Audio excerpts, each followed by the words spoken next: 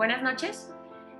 Em, Quise empezar esta charla platicándoles un poquito acerca de las causas más frecuentes de trombosis en los niños, porque pues generalmente estamos habituados a pensar que no es algo común en nuestros pacientes pediátricos. Sin embargo, dadas los avances que hemos tenido en cuanto a la intervención terapéutica, hablando de cuidados intensivos, cuidados en urgencias incluso, y ahora pues algo de lo que nos ha pues preocupado a todos, trombosis asociadas a procesos inflamatorios, como es la enfermedad que ahorita tenemos tan importante como es el COVID. Entonces, algo de lo que les quiero platicar es pues de lo que nosotros vemos en el hospital, la experiencia que tenemos con otros médicos, digo, porque es un equipo multidisciplinario. Vamos a ver algo del diagnóstico, el tratamiento anticoagulante, cuándo debemos contemplar tratamiento de trombolisis, que no es para todos los pacientes, y en qué pacientes podemos aplicar la tromboprofilaxis. En pediatría es un poco complicado porque hay que tomar en cuenta muchísimos factores de riesgo, no es como los adultos que luego llega uno al hospital y de cajón ya tienes tu enoxo, ¿no? O sea, independientemente de lo que te vayan a hacer, los niños no. Entonces tomé como ejemplo ahorita la trombosis asociada a COVID.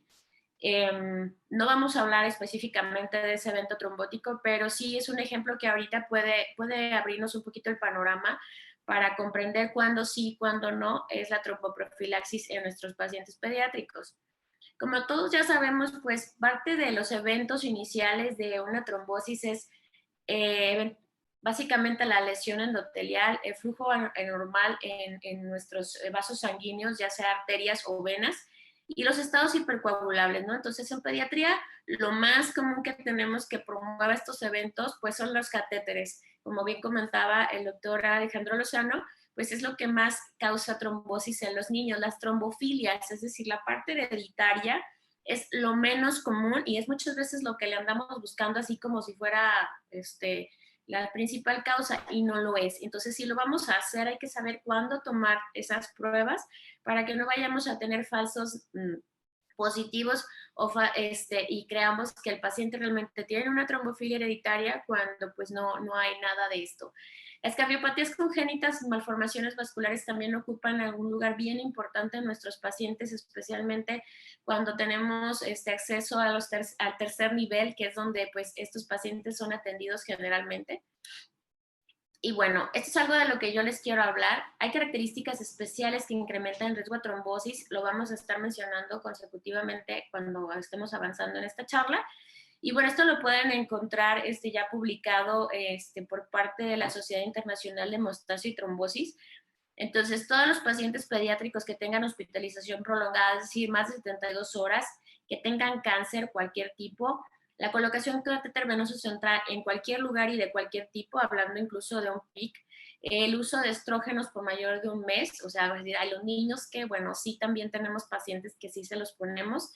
Enfermedad inflamatoria, que es por mucho la causa más frecuente, cualquiera que sea, ¿no? Desde que tengo un paciente con diabetes que está infectado, que tuvo un traumatismo de cráneo, sabemos que eso genera inflamación sistémica, que tenga una permanencia en cuidados intensivos, que esté sometido a ventilación mecánica, especialmente a los que están en ventilación pues prolongada o por lesión pulmonar severa, eh, movilidad disminuida, o sea, obvio todos los niños que están en cuidados intensivos pues no los estamos moviendo porque pues también sabemos que moverlos pues no siempre es benéfico para la enfermedad que estamos tratando.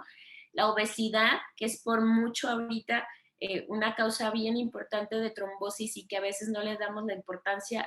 Tenemos muchos pacientes pediátricos obesos, nos llegan niños de 12 años de 100 kilos y dices, bueno, ¿cómo es posible? O sea, esas cosas hemos llegado a ver. La edad postpuberal por las alteraciones, bueno, no alteraciones, sino la consecuencia hormonal pues fisiológica, deshidratación severa, que eso lo vemos mucho en los bebés cuando son recién nacidos, porque a veces pues la alimentación es adecuada, es una causa de trombosis en seno venoso muy frecuente, no necesariamente asociada a catéter. Procesos quirúrgicos, desde la colocación de un catéter hasta el paciente que tiene eventos quirúrgicos tan grandes como una cirugía cardíaca, las infecciones sistémicas o localizadas, ya sea a lo mejor un trauma abierto, y los traumatismos, que son también eventos importantes inflamatorios. Entonces, estas cosas son las que tenemos que evaluar cuando queremos pensar que el paciente pueda recibir tromboprofilaxis o deba recibir algún tratamiento por trombosis. Asociado a catéteres, como ya les mencioné, pues tenemos el 75% de las causas. Es súper frecuente. De hecho, hace como un mes comentaba ahí en el hospital con los adscritos acerca de que vamos a hacer ya un estudio de incidencia de trombosis en catéteres. Me decían, no, Michelle, es que a nosotros no se nos trombosan los pacientes. Yo, pues, sí, doctora, o sea, cada vez que usted tiene un catéter disfuncional, hay que evaluar si no está trombosado. O sea, catéter disfuncional, hay que evaluarlo, porque probablemente pueda tener a lo mejor un coagulito ahí, que si yo lo dejo, pues a lo mejor se me va a hacer un trombo verdaderamente significativo. Y vamos a platicar un poquito de la causa más frecuente, que son las infecciones, y en esto pues vamos a abordar algo del COVID. Entre otras tenemos pues los eventos neonatales que causan inflamación, como la prematurez, la asfixia, el cáncer, que es muy frecuente, las malformaciones cardíacas por el efecto que tenemos en el corazón, que la sangre pues genera turbulencia, eso también puede causar trombosis, o los aneurismas incluso. Medicamentos como los que utilizamos en el cáncer, que es la asparaginasa, que también promueve trombosis, el uso de esteroides, autoinmunidad, como los pacientes con síndrome antifosfolípidos, lupus, aunque no tengan antifosfolípidos, la falta de movilidad y enfermedades perdedoras de proteínas, algo que a veces dicen, ay, no, ¿cómo eso? Bueno, es un síndrome nefrótico también. ¿Por qué? Porque perdemos volumen intravascular, que eso nos genera viscosidad, y aparte perdemos proteínas anticoagulantes naturales, dentro de las que salen con la pérdida masiva de proteínas. Las enfermedades metabólicas, pues no se diga, hablando específicamente de la obesidad. Bueno, entonces, ¿qué hacemos cuando ya llega un paciente con trombosis? ¿Qué es lo que nos importa en esta charla? Bueno, investigar la causa, claro que es importante, pero no es nuestra prioridad. Nuestra prioridad es saber si la trombosis es arterial o es venosa, y eso lo conseguimos con la evaluación específica por imagen, la que esté a nuestro alcance. A lo mejor podemos utilizar un Doppler, podemos utilizar a lo mejor un angiotac, una resonancia, un angioreso, pues depende del sitio en donde yo esté pues pensando que la trombosis existe, ¿no? Lo más frecuente, pues si son los catéteres, probablemente lo más adecuado pues es evaluar con un Doppler. Entonces, ¿es importante evaluar trombofilia de primera instancia? No. Sí hay que hacerlo, pero no en ese momento. ¿Por qué? Pues porque a lo mejor los factores de coagulación, que son anticoagulantes naturales, van a estar consumidos. Entonces, si yo los tomo en este momento, me van a salir bajos. Entonces, no quiere decir que el paciente pues realmente tenga una enfermedad primaria. Entonces, eso se deja para después. Finalmente, el tratamiento no se va a modificar en ese momento si yo los tomo o no en ese lapso. El tratamiento hematológico se recomienda en conjunto con la parte de nuestro cuerpo, del cuerpo del paciente, que se haya pues trombosado. En este caso, pues si tengo una trombosis, a lo mejor en seno venoso, oye, pues entonces también tiene que participar el neurocirujano o el neurólogo. Si yo estoy viendo que tengo alteraciones coronarias, pues entonces el cardiólogo es el que nos tiene que guiar. O sea, ese no es un tratamiento único del hematólogo o solamente del médico intensivista o solamente del neurólogo o del cardiocirujano, no. ¿Sí? De hecho, las guías para niños nos recomiendan que la atención de anticoagulación, sí, hay que poner atención en esto, debe de llevarse a cabo por el hematólogo pediatra, o incluso, si no hay hematólogo pediatra, por un hematólogo de adultos. Y esto es con la finalidad de que el paciente se arriesgue lo menos. Sabemos que en donde sea la seguridad del niño es lo más importante. Aunque yo tenga un tratamiento muy bueno, si no es seguro, pues entonces no vale la pena hacerlo. Entonces la seguridad es lo que más nos debe de importar en estos tratamientos. Y obviamente pues el tiempo. ¿Por qué el tiempo? Porque entre más nos tardemos nosotros en quitar ese trombo, pues los efectos colaterales van a ser mayores, y sobre todo si es una trombosis arterial. Entonces, ¿qué vamos a hacerle al paciente? Bueno, tenemos una trombosis aguda que a lo mejor yo ya decidí, no, pues es una trombosis arterial o venosa.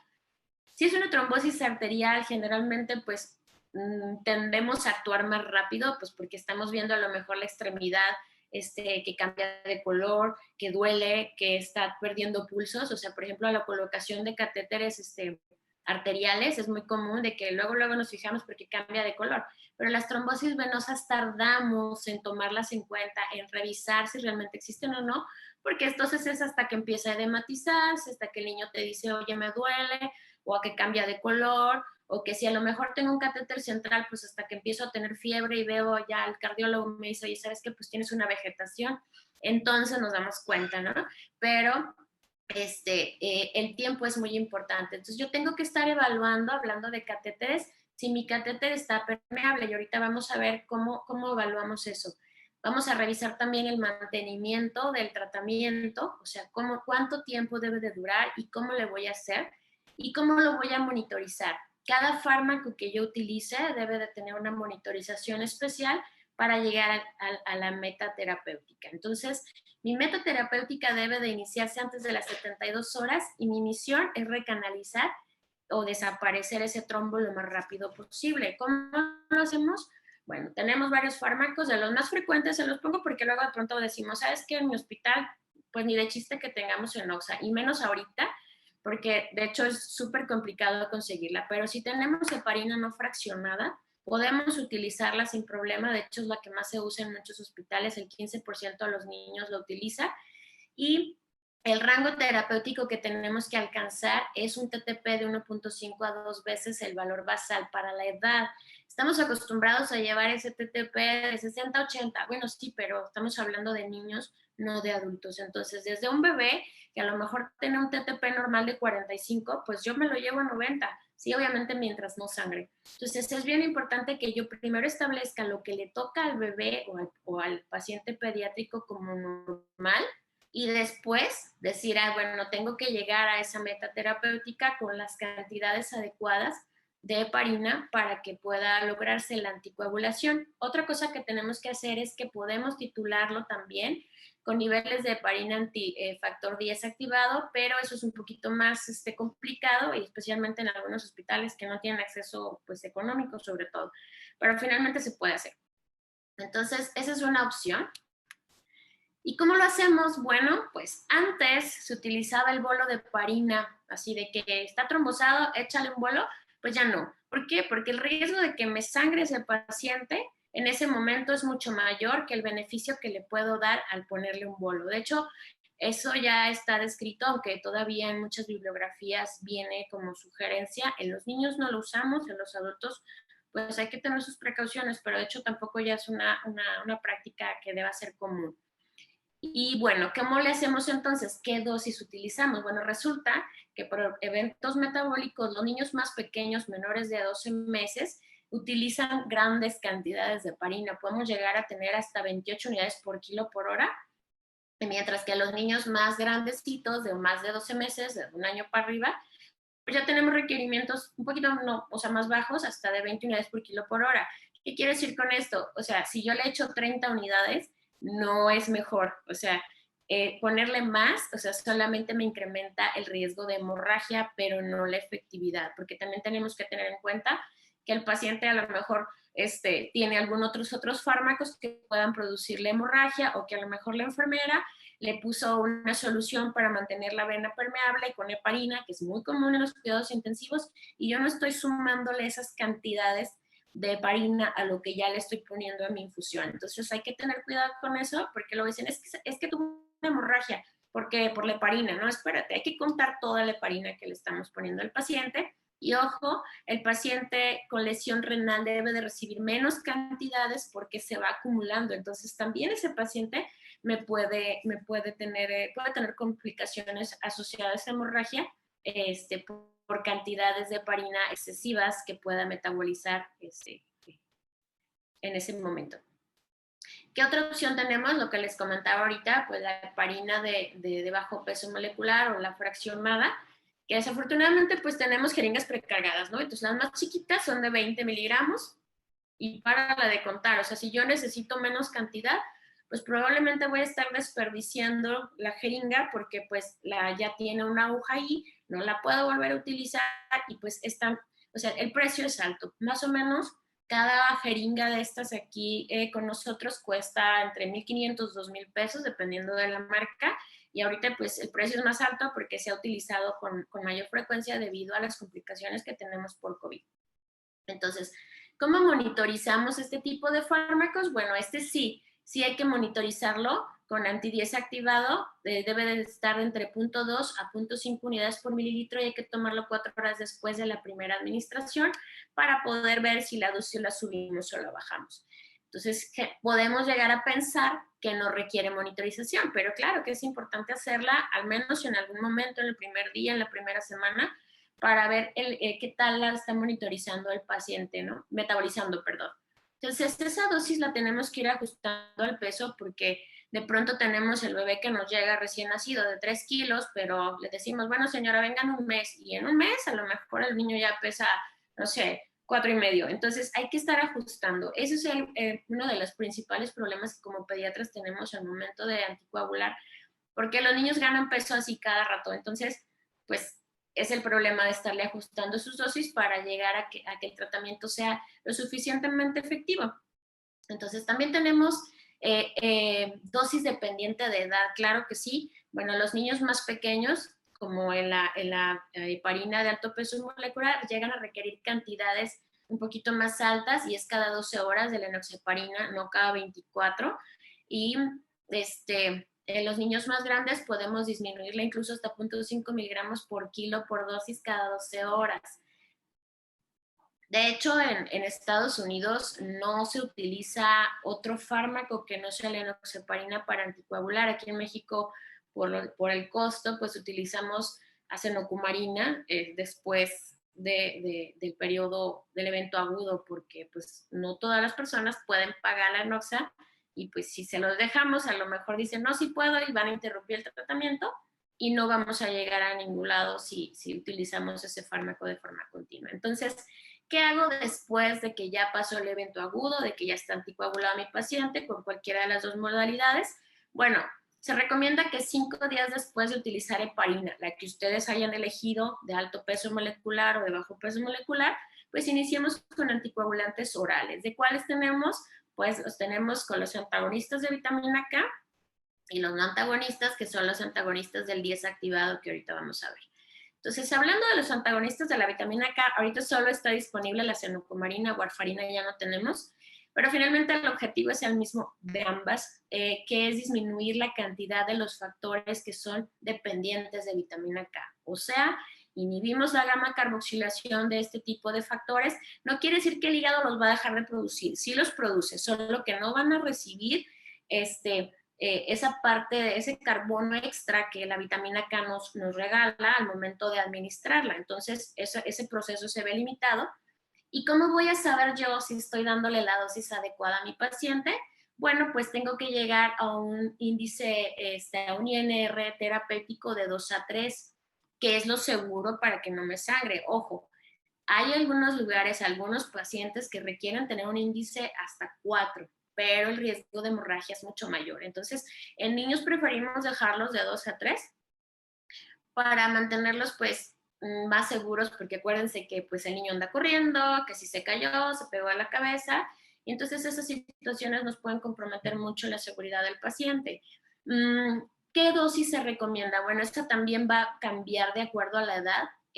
La mayor parte de las bibliografías que tenemos nos dice nada más que de 0,1 a 0,2 por kilo por día. No, porque ese metabolismo va cambiando, entonces hay que calcularlo de acuerdo a las edades y hasta cuándo vamos si ya teníamos al paciente dándole heparina o enoxaparina, ¿cuánto tiempo después de que yo empiece mi dosis de inhibidor de la vitamina K o de antagonista, perdón, de vitamina K, voy a suspender la enoxaparina? Bueno, hasta alcanzar el INR terapéutico, es decir, vamos a brincar los fármacos, no se quita uno y se pone el otro, no, o sea, van juntos en un momento y hasta que yo alcanzo el 2,3, entonces, ¿cuándo debo de alcanzar ese índice de 2 a 3?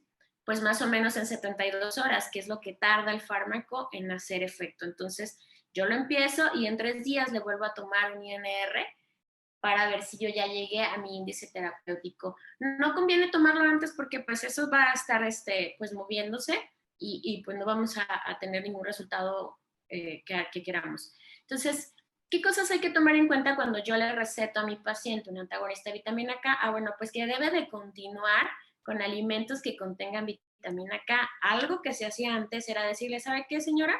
No me le dé ni un arbolito, o sea, hablando de los brócolis, no me le dé lechuga, espinacas, no, pues el niño encantado, ¿no? Pero la verdad es que sabemos que nuestros pacientes pues necesitan todo tipo de alimentos, o sea, son niños y los alimentos que contienen vitamina K, pues no nomás es vitamina K, o sea, contienen calcio, contienen hierro. Entonces, por lo menos hay que garantizar perdón, una ración de hojas verdes al día, porque sobre eso yo voy a anticoagular. ¿Sí? Lo necesitamos para tener un basal y poder anticoagular de forma adecuada. Entonces, ya olvidémonos eso de suspenderlos o eliminarlos de la dieta, ya no es necesario. Al contrario, tenemos que tener o asegurar por lo menos una ración al día. ¿Qué pasa con el apego al tratamiento? Porque resulta de que nomás tenemos tabletas, esa es otra cosa, ¿no? Entonces, las tabletas vienen de 4 miligramos, no hay de otra y no hay suspensión, no hay nada más. Entonces, lo que hacemos para que sea más fácil de manejar es calculamos con el peso del bebé, del niño, suponiendo que la dosis que elegimos por la edad es de 0.2 miligramos, y eso lo vamos a calcular por 7, que es lo de una semana. Entonces, la dosis total la distribuimos en 3 días a la semana, por ejemplo, lunes, miércoles, viernes. Y eso es mucho más fácil que estar partiendo la tableta en 8 pedazos o en no sé cuántos, que la verdad es que ni siquiera se puede, porque la tableta ni está tan grande. Y a lo mejor un día le doy más de un cuarto y luego el otro día le doy medio. Entonces eso no me va a llevar a ningún lado respecto a alcanzar mi meta terapéutica, que es un INR de 2 a 3. Entonces, es la manera más fácil y que hemos encontrado de en nuestros pacientes aquí en casa pediátrica para poderlos tener anticoagulados de manera más segura y efectiva. Fármacos antiplaquetarios, esos tienen indicaciones súper precisas en los niños. Generalmente es cuando tenemos malformaciones vasculares, ya sea congénitas o adquiridas en caso de las aneurismas que se generan incluso como en Kawasaki. Entonces, de hecho, la guía nos dice cuándo utilizarlos. Tenemos la guía de la Sociedad Americana de Cardiología para los niños, que está del 2012. Van a decir, ya está bien viejita. Pues es una guía que sigue vigente. Claro que tiene enmiendas, pero es una guía que sigue vigente porque es efectiva. Las guías de los niños no se modifican tan seguido como las de los adultos. No sé si se han fijado en eso, porque de adultos a lo mejor salen cada 2 años. En los niños no. ¿Por qué? Pues porque se requiere hacer muchísimos estudios para meter cosas nuevas y para garantizar la seguridad. Entonces, de lo que más usamos en los niños, pues obviamente es la aspirina. De los demás fármacos, claro que hay estudios y sí son seguros, entonces podemos utilizarlo, las dosis están establecidas, pero no son para que el trombo se deshaga, son para ayudar, son coadyuvantes para que ya la trombosis establecida no se mantenga allí o no se genere más. Entonces sí hay que tener en cuenta para qué quiero yo cada fármaco que vamos a estar utilizando.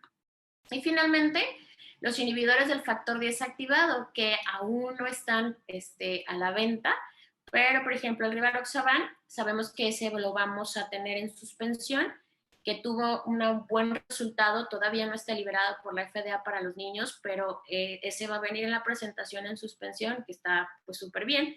Y el Apixaban, que ese, lo bueno que tiene no es en suspensión, bueno, sí hay, pero lo más, lo que se está utilizando con más frecuencia, especialmente los bebés, son microcápsulas respecto al gramaje tan bajo que tienen, que se pueden diluir incluso hasta la leche materna. Entonces está súper bien porque podemos calcularlo desde 2.4 kilos y en prematurez no extrema. Entonces, esos fármacos han resultado bastante seguros para los niños, mucho más seguros que estar utilizando, obvio, la fenocumarina o incluso pues para no estarlos picando cuando tenemos pacientes que necesitan enoxaparina. Obviamente que tengan una vía oral establecida, no les vamos a dar de fármacos de estos y no pueden ingerir alimentos aún. Y bueno, ¿qué recomendaciones tenemos entonces para nuestros pacientes? Bueno, pues esto se viene desde un estudio que se hizo en el 2017 para todos los niños que podían tener riesgo, dependiendo o sea, respecto a los valores, a los aspectos que ya revisamos hace ratito. Y pues bueno, los niños evaluados iban desde 1 kilo hasta 150 kilos, pero como en todos los estudios hemos visto que la mayor parte de las trombosis es por catéter venoso central.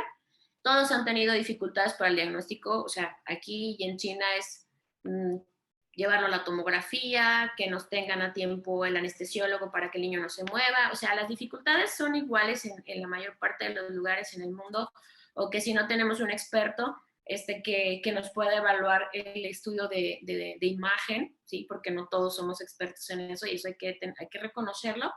Y bueno, nos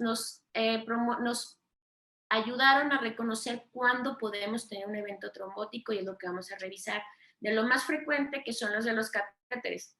Por ejemplo, si yo tengo un paciente con un catéter, yo tengo que evaluar la permeabilidad, desde que si la infusión de líquidos es efectiva, o sea, infundirlos y extraerlos sin cambiarle de posición al bebé, porque luego hacemos eso, ¿no? De que, ay, torce la cabeza y que estiran el brazo y que ponle la almohada abajo. No, o sea, no tiene por qué pasar eso. Cuando yo empiezo a tener esa dificultad, tengo que ver qué está pasando con ese catéter. Es el primer foco de alarma. ¿Qué otra? Resistencia para infundir y extraer fluidos. A veces, no, es que este lumen ya está un poco durito, no pasa, pero en este sí. Ah, bueno, ¿qué? No, pero sí puedo administrar medicamentos, pero ya no puedo extraer fluidos. Pues ahí hay que tener también un foco.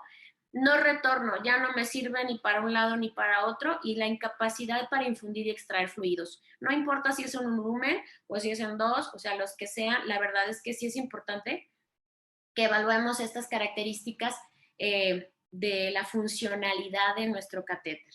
Entonces, ¿qué otra cosa? Los síntomas y complicaciones asociadas. Bueno, además del uso del catéter, o sea, si me sirve o no me sirve, que si ya no infundo, tengo que ver si además hay dolor, edema, entumecimiento, eritema, fiebre. A lo mejor es un catéter central y el paciente tiene fiebre, fiebre, fiebre y sí funciona, pero resulta que tengo una vegetación del tamaño del mundo. O que a lo mejor acaba de salir de cuidados intensivos, tiene un catéter femoral y el pie del niño ya está enorme, ¿sí? O sea, todas esas cosas yo tengo que estarlas evaluando. Que a lo mejor ya las plaquetas le bajaron y las tenía normales, pues, ¿qué fue lo que sucedió? ¿Qué más? Infecciones asociadas a catéter. Nos dicen, doctor, fíjese que su paciente tiene un hemocultivo positivo de tal día, acaba de salir de quirófano, pero el catéter ya lo tenía puesto porque estaba en cuidados intensivos. No, bueno, pues a lo mejor ya estaba contaminado y nos estuvo generando allí algunas mallas de fibrina que llegaron a tapar. No necesariamente puede ser un trombo, a veces nada más son mallas de fibrina que están haciendo como efecto de válvula, y es lo que nosotros tenemos que investigar. ¿Cómo? Bueno, pues solicitando un Doppler. Dice, ¿a poco a todos los pacientes que tengan un catéter central y succional les voy a solicitar Doppler? Pues quiero que les sepan que sí.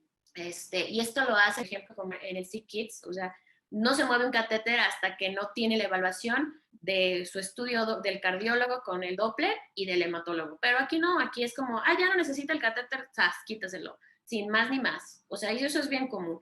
Entonces, ¿qué reporte nos puede dar el radiólogo o nuestro cardiólogo? Bueno, pues si la oclusión es intraluminal, o sea, si es una cola de fibrina, que a lo mejor por eso puedo infundir yo fármaco o solución, lo que sea, pero a la hora de extraer, pues esa fibrina pues se va a mover y tapa mi catéter, mi lumen. O a lo mejor es un trombo que me está rodeando toda el lumen o de plano que ya lo tapo. Sí, y eso es información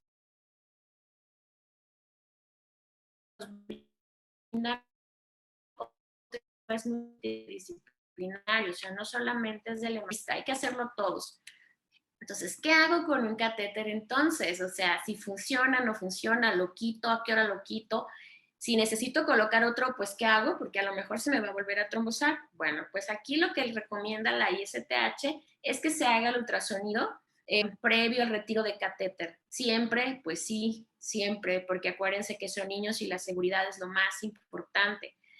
Que utilicemos enoxaparina 5 días previos al retiro del catéter. Oye, doctor, pero no está trombosado. No importa, pónsela porque es una lesión al endotelio lo que estás teniendo allí. O sea, no es algo tan inocuo como parece. Pues es una vía central. ¿Y qué más? Bueno, si finalmente vimos que tenía un trombo, pues la anticoagulación debe durar 3 meses, excepto en sistema nervioso central, que se recomienda incluso hasta 6 meses. Entonces, estas cosas no son nuevas, de hecho hay guías de esto, pero me gustaría que si en algún momento ustedes quieren revisarlas, pues con mucho gusto se las envío, porque generalmente en nuestros hospitales, pues a lo mejor por la gran cantidad de pacientes, por la premura, pues no nos dedicamos a hacer todo esto, o simplemente no lo consideramos, ay, no le va a pasar nada. Bueno, pues sí puede pasar, ¿sí?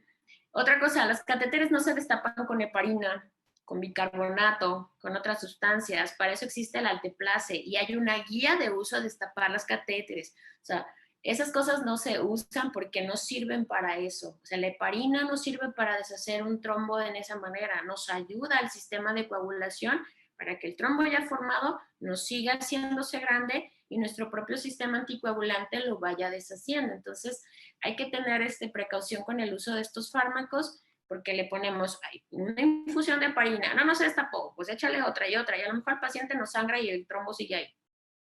Entonces, ¿qué es lo que queremos prevenir con esto? Bueno, pues obvio el síndrome postrombótico, que si es en un catéter central, pues lo vamos a ver generalmente en las extremidades, ¿sí? O sea, no hablando ahorita de una trombosis en el sistema nervioso central que también genera un síndrome postrombótico. Pero, por ejemplo, esto lo vemos en el 25% de los pacientes pediátricos y no nos fijamos, como que, ¿sabes qué? Le quitamos el catéter central y le duele. Oye, fíjate que el niño se fue claudicando, a nadie le dio importancia, tuvo 2, 3 calambres, no pasó nada, el niño pues no quiere caminar bien, tiene un poco de edema. Bueno, esas cositas no las hemos evaluado como debiéramos en los niños, pero pues les comento que hay una hojita muy importante, muy bonita, para evaluar el síndrome postrombótico. Entonces, la podemos utilizar cuando el paciente hemos evaluado, o sea, ya dijimos, no, pues si tiene un trombo, pues hay que hacerle su evaluación y esa es continua. Si por parte de, pues de nosotros, por el hematólogo, o que si a lo mejor el ortopedista me dice, ¿sabes qué? Este paciente tuvo una fractura expuesta y se le hizo aparte una trombosis femoral. Bueno, pues también hay que hacer la evaluación junto con el ortopedista.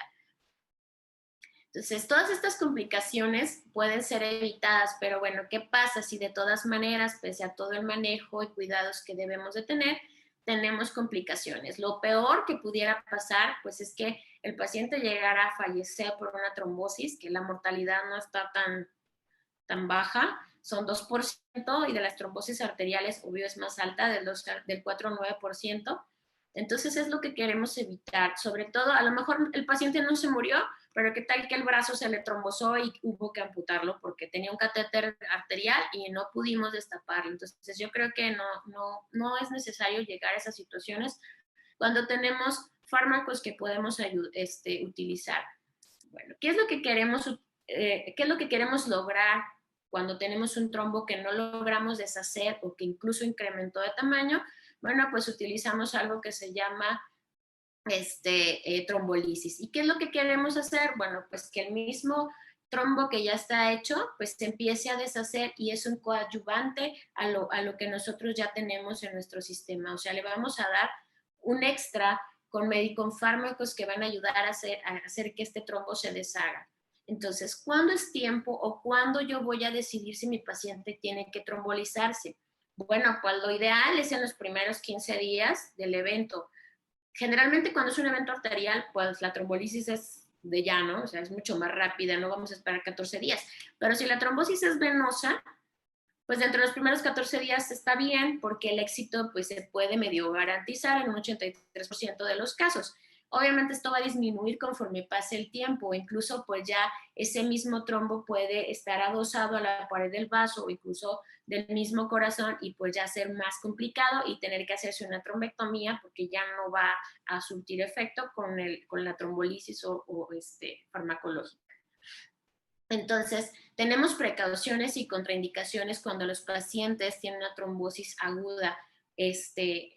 por ejemplo, evitar líneas y punciones arteriales, porque puedo trombosarlo en otro sitio, evitar inyecciones intramusculares, porque pues ese es un proceso inflamatorio generado externo, manipulación mínima, es decir, no sondas, cosas que no necesita el paciente, no. Obviamente, pues en algunos casos hay que ponerle un central, ¿no? Si a lo mejor se trombosó en algún otro lugar, pues hay que ponerle otro central, pero pues ya es un riesgo que es parte incluso del tratamiento.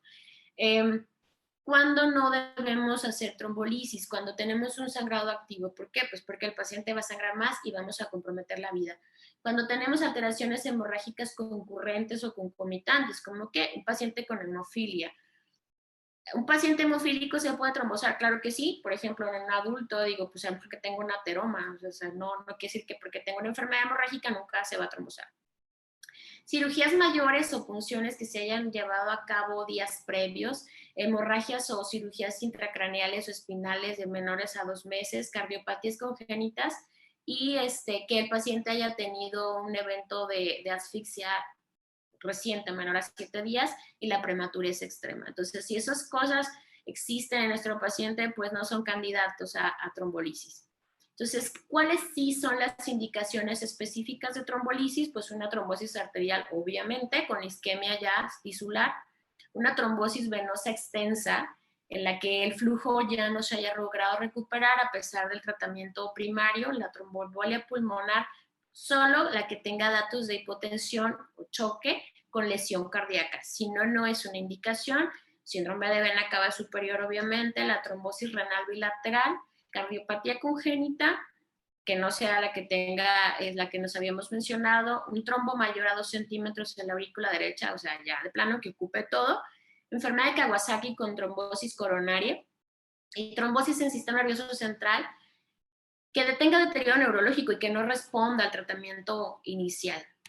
Entonces, ¿qué es lo que hacemos? Bueno, podemos hacer trombolisis sistémica o endovascular, las dos tienen muy buena tasa de resolución, sin embargo, pues para hacer una trombolisis endovascular, pues necesitamos un equipo multidisciplinario, ¿no? O sea, hablando del intensivista, del radiólogo, o sea, ahí todos juntos en ese momento y generalmente resulta mucho más caro que una trombolisis sistémica o distal.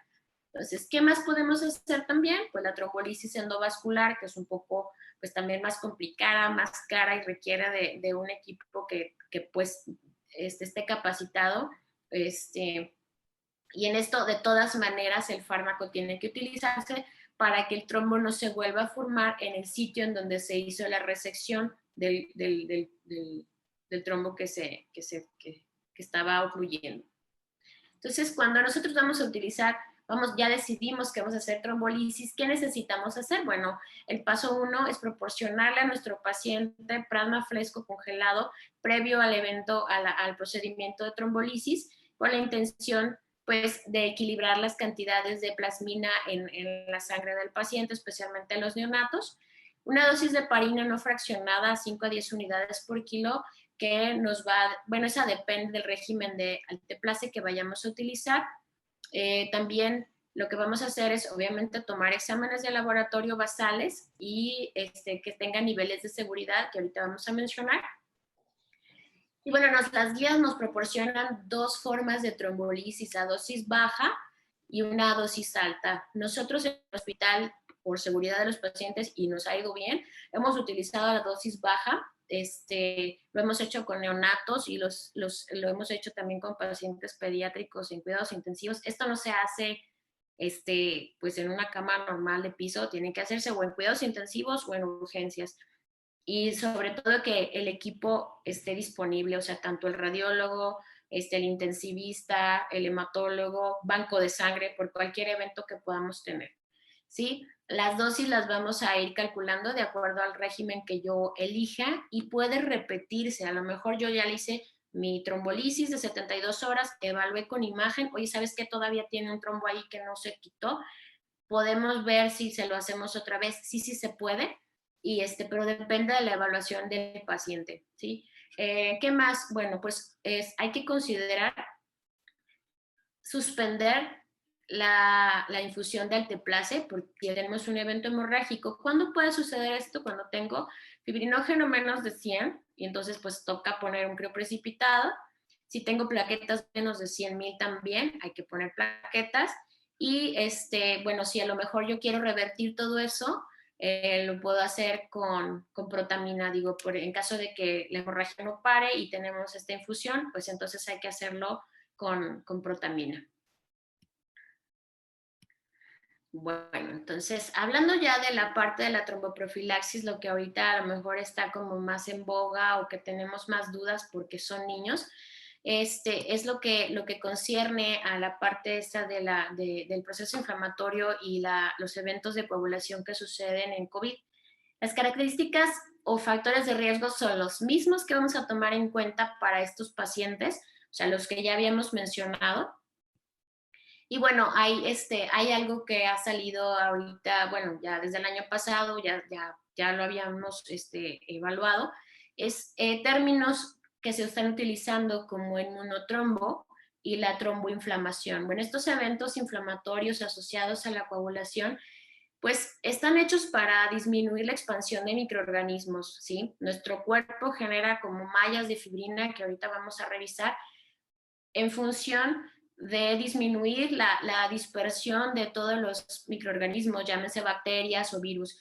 Pero pues si este es un evento persistente, pues se torna algo descontrolado. Otra cosa que también tenemos que tomar en cuenta de que hablando de COVID, la máxima liberación de factor tisular ocurre, bueno, y no solamente en COVID, en cualquier evento inflamatorio importante, son por los macrófagos y los monocitos. Es decir, si yo no tengo una buena fuente de macrófagos, monocitos y obvio células endoteliales y no tengo factor tisular, no puedo generar un buen evento de coagulación. Esto sucede mucho, digo, y saliéndome un poco de tema, en los pacientes con neutropenias profundas. Dicen, ¿por qué no coagula el paciente que tiene 2 neutrófilos ahí? Bueno, pues porque no te está generando nada de factor tisular. Entonces, ¿cómo iniciamos una cascada de coagulación, un evento de este tipo si no podemos generar inflamación? Bueno, y hablando del inmunotrombo, o sea, la coagulopatía asociada a COVID, esta es una lesión, pues ya vimos directa a las células endoteliales por parte del virus, que genera una lesión inflamatoria progresiva y descontrolada. Esta lesión pues va a disminuir de forma pues bastante importante todos los mecanismos de fibrinolisis, eh, incrementando también algunas otras situaciones como la función de las plaquetas, la liberación de factor de von Willebrand y sobre todo la interacción de monocito macrófago. Entonces, la liberación de factor tisular se torna pues abundante, es descontrolada y esto hace que sea muy disponible para la formación de trombos y el inicio de la activación de plaquetas y de toda la cascada de coagulación que conocemos, algo que también se describe ahora es la función de las trampas extracelulares de los neutrófilos, que ahorita les voy a mostrar, y pues la disfunción del complemento. Entonces, todo esto genera, las trampas extracelulares de los neutrófilos son como pequeñas mallitas que se van generando por salida de DNA de los neutrófilos con citocinas que atraen a los virus y a las bacterias y pues como que su función es tratarlos de enredar, o sea, de atrapar. Pero no solamente es eso, sino que también van generando mayores cantidades de fibrina, esa fibrina va atrapando plaquetas, glóbulos rojos, lesionando todo el endotelio circundante, como lo vemos aquí.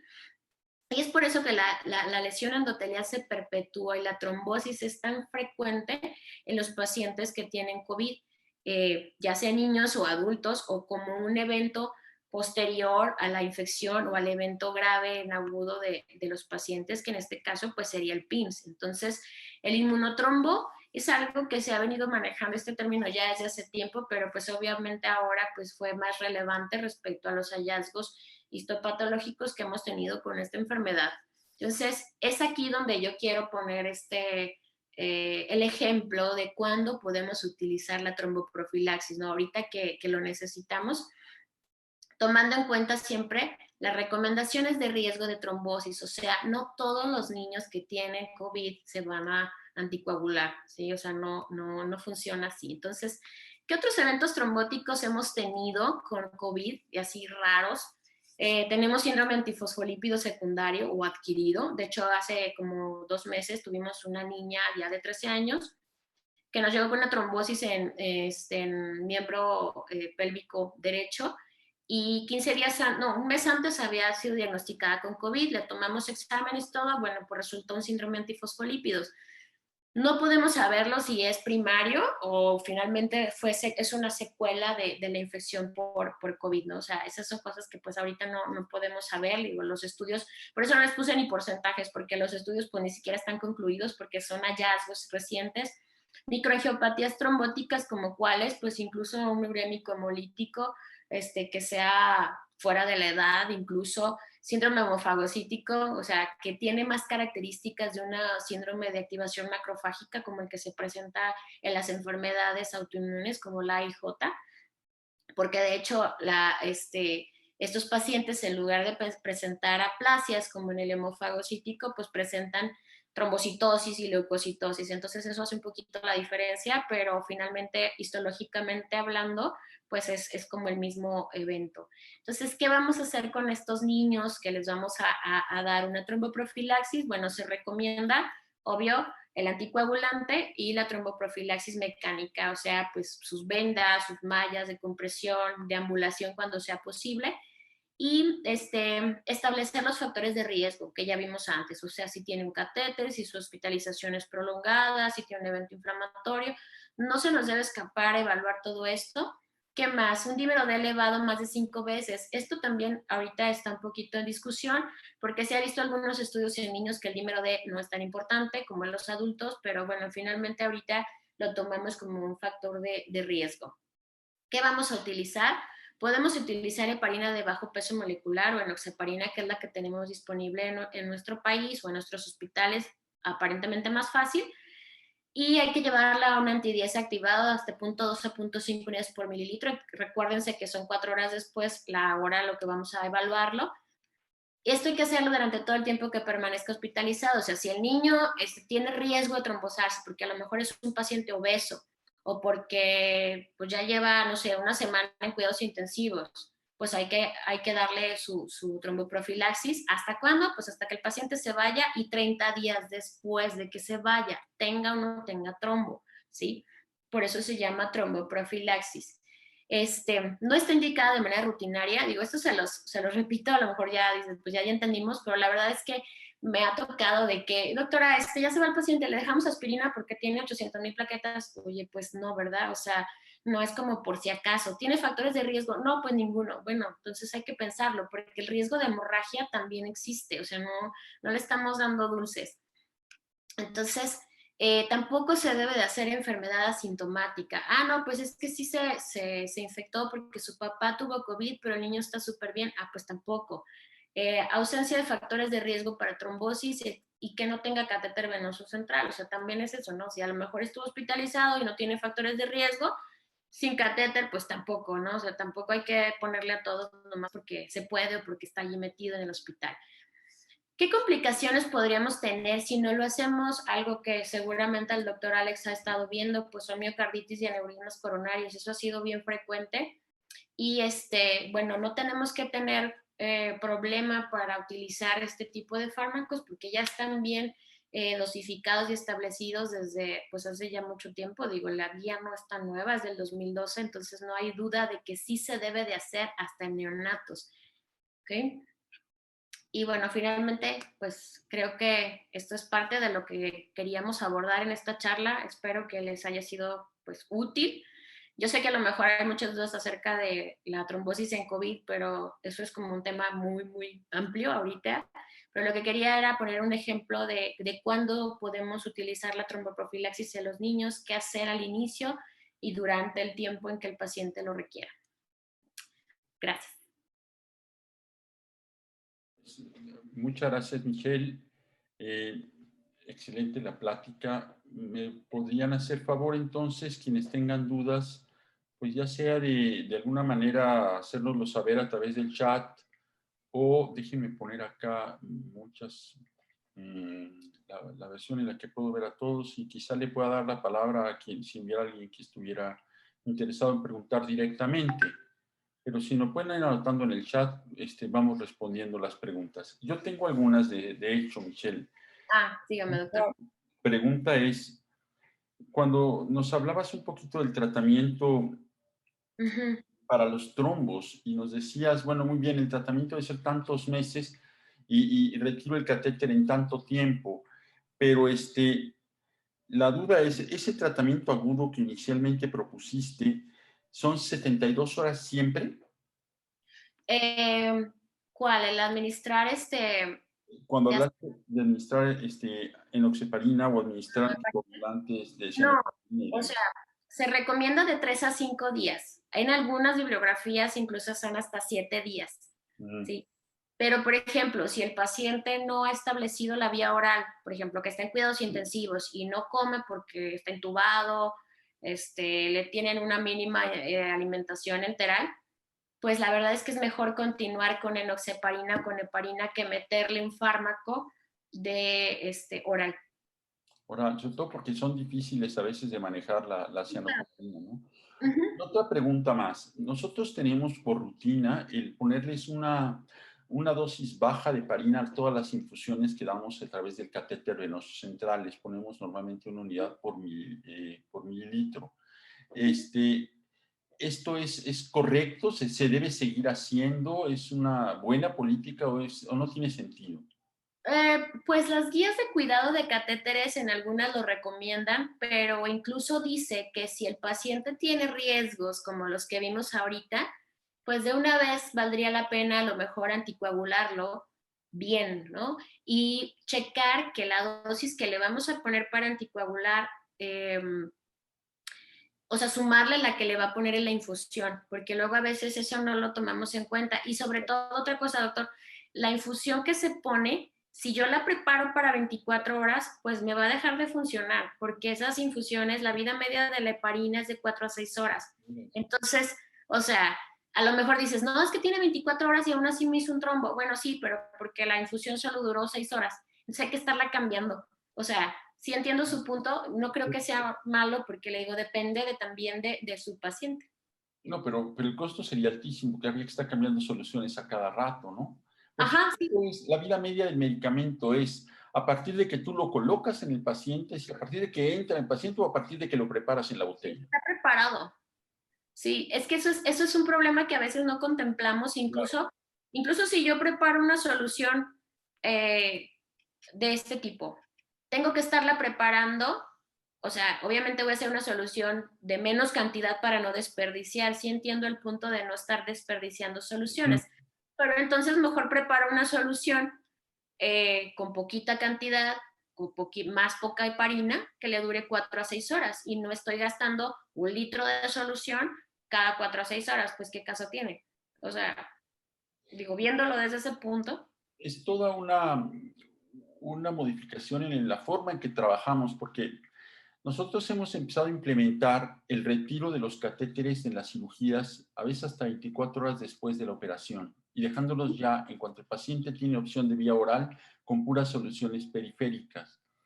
Pero esto a veces no es siempre posible porque algunas veces requerimos duraciones más largas, por ejemplo, de la milrinona o para lograr que el paciente mantenga una estabilidad hemodinámica sin tener que estarlo, o de los sedantes, ¿no?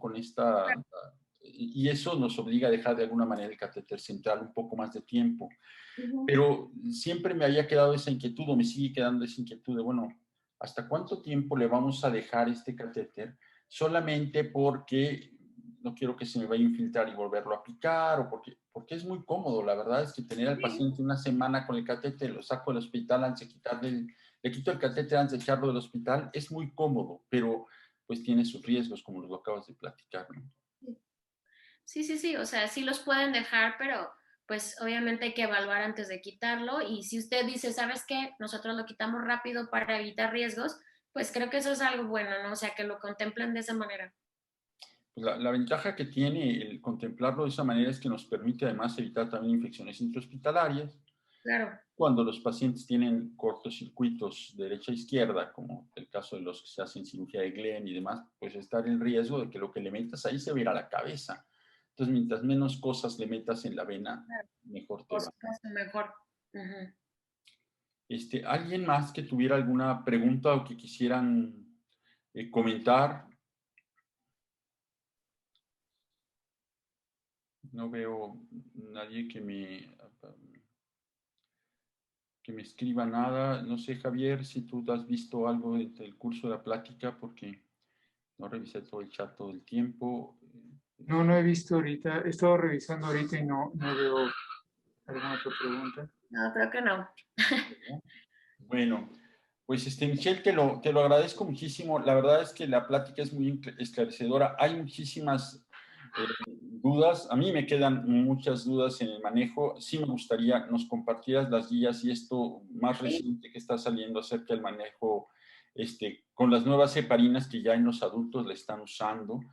Y por supuesto, bueno, pues nada más, si no hay ningún otro comentario que nos quieras hacer, Michelle o Javier, pues agradecerle a todos los que han participado su presencia y platicarles que el próximo 18 de mayo, la licenciada Alejandra Soto, nutrióloga con experiencia vasta en pediatría y en postoperatorios y enfermedades del metabolismo, nos va a hablar precisamente de enfermedades metabólicas y hereditarias y la nutrición en estos pacientes. Es una sesión que será el 18 de mayo, como siempre a las 20 horas. Trataremos de ser muy puntuales y bueno, pues muchas gracias por su participación y su presencia en nuestras sesiones. Estamos para servirles como siempre. Gracias. Gracias por su apoyo. ¿Algo más que quieran decir? Michelle, no. Javier. No, todo bien. Pues buenas noches a todos. Buenas noches. Muchas gracias, Michelle, otra vez. Muchas gracias, Javier. Muchas gracias a todos. Hasta luego. Hasta luego, buenas noches. Gracias, felicidades, Michelle. Muy bien, Gracias. plática. Gracias.